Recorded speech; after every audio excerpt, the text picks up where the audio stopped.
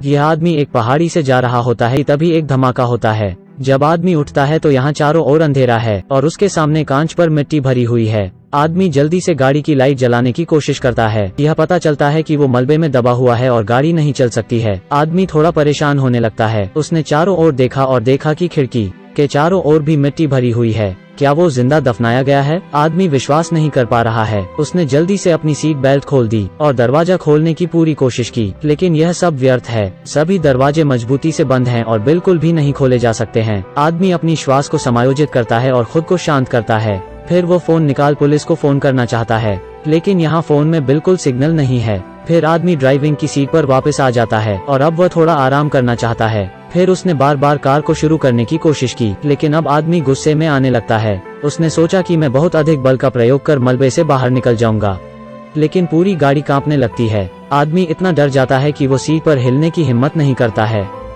सौभाग्य से जल्द ही सब शांत हो जाता है। भयभीत, उसने अब आगे बढ़ने की हिम्मत नहीं की। आदमी बाहर निकालने के लिए रास्ता बनाने के बारे में सोचने लगता है। उसे लगता है कि यहाँ से बाहर निकलने का एक अच्छा तरीका है। यह सोचकर आदमी को थोड़ी राहत मिलती है। इतने बड़े हादसे की वजह से किसी को तो पता चल ही जाएगा। बस शांत हो जाता है। शायद उसके बचाव के लिए कोई आ ही जाएगा। फिर आदमी लेट गया और विश्राम करने लगा। फिर वो अचानक पैर के अंगूठे में ऐंठन से जाग उठता है। उसके बाद आदमी समय देखता है। 5 घंटे बीत चुके होते हैं, लेकिन अभी तक बाहर कोई हलचल नहीं है। आदमी को बहुत पसीना आ रहा है। उसे अब फिर से चिंता होने लगती है। उसे खुद ही अपनी जान बचानी होगी। फिर आदमी ने कार की खिड़की पर दस्तक दी। उसे खोखलेपन की आवाज आती है। इस बात ने उसे उत्साहित कर दिया। आदमी खिड़की को खोलता है। उसने अपनी आस्तीन ऊपर की और कोशिश की कि क्या वो बाहर निकाल सकता है। अप्रत्याशित रूप से जैसे ही उसने बल लगाया, मिट्टी नीचे बहने लगी। डरा हुआ आदमी तुरंत कार की खिड़की बंद कर देता है। सौभाग्य से कांच बाहर की मिट्टी को रोकने के लिए पर्याप्त मजबूत है। हालांकि कोई खतरा नहीं था, लेकिन वो मिट्टी से ढका हुआ था। जब वो अपनी हालत के बारे में सोच रहा था, अचानक उसने सुना कि रोशनदान का शीशा टूटने लगा है। आदमी बहुत डर जाता है। उसने जल्दी से एक टेप का इस्तेमाल कर शीशे को चिपका दिया, लेकिन इस पर मिट्टी बहुत भारी है और टेप इसे बिल्कुल भी संभाल नहीं सकती है। आदमी एक लोहे की छड़ ढूंढता है और फिर शीशे को सहारा देने के लिए इसका इस्तेमाल करता है। यह कांच को टूटने से रोक सकता है। काफी देर तक बिना हिले डुले इंतजार करने के बाद आदमी ने राहत की सांस ली।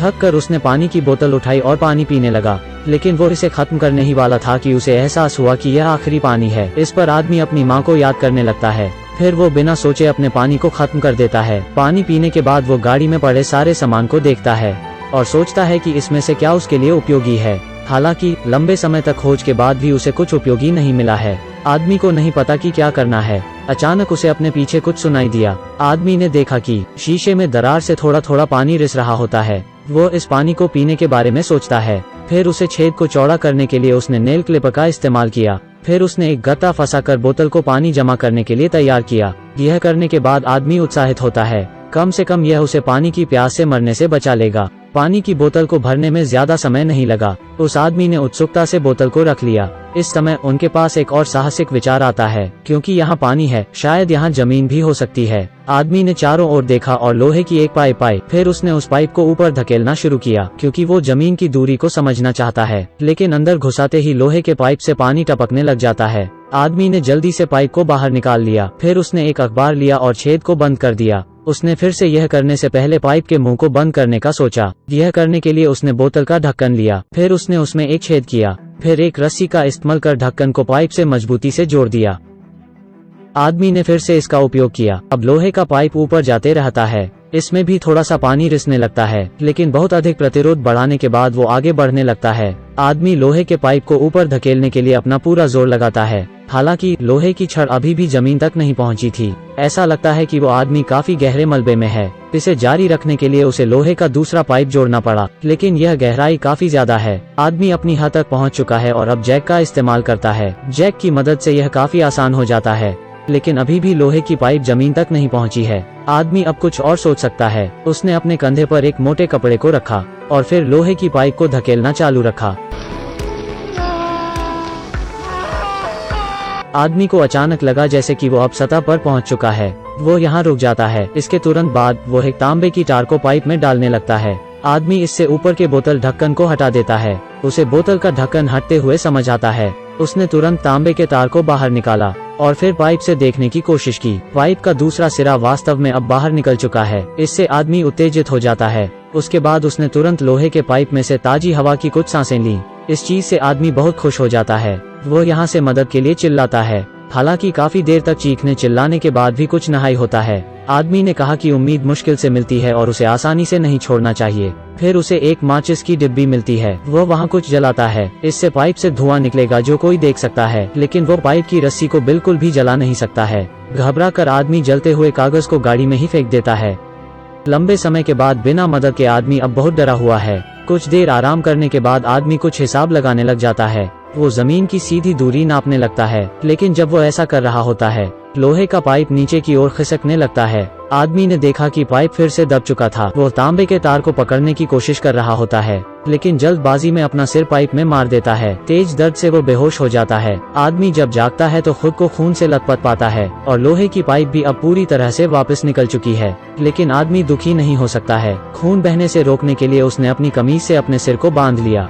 फिर आदमी अपनी बेल्ट खोल लेता है और खून रोकने के लिए उसे सिर पर बांध लेता है, लेकिन मिट्टी अब ऊपर से गिरने लग जाती है। आदमी जल्दी से छेद को भरने के लिए एक कपड़ा इस्तेमाल करता है। फिर वो थक कर लेट जाता है और अपनी पत्नी का एक वीडियो देखता है। ऐसी कठोर परिस्थितियों में आदमी नहीं जानता है कि वो कब तक जिंदा रहेगा। उसने अपनी पत्नी के लिए एक विदाई वीडियो रिकॉर्ड करने का फैसला किया। फिर आदमी ने एक टुकड़े से घाव को ध्यान से साफ किया। इसके बाद अब आदमी और बर्दाश्त नहीं कर सकता है।